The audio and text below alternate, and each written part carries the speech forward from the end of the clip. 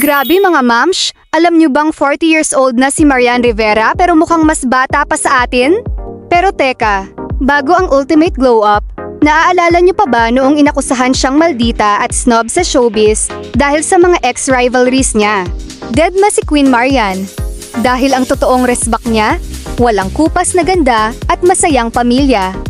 Ano nga ba ang sikreto niya? Chika ng mga malalapit sa kanya, bawal ang stress, at kahit may 2 anak, hindi niya kinakalimutan ang mag-zumba at workout para sa kanyang curves. Sa pagkain naman, low-carb diet at iwas sa matatamis. Plus, super hydration. Malakas uminom ng tubig ang ating Lodi para sa natural skin glow.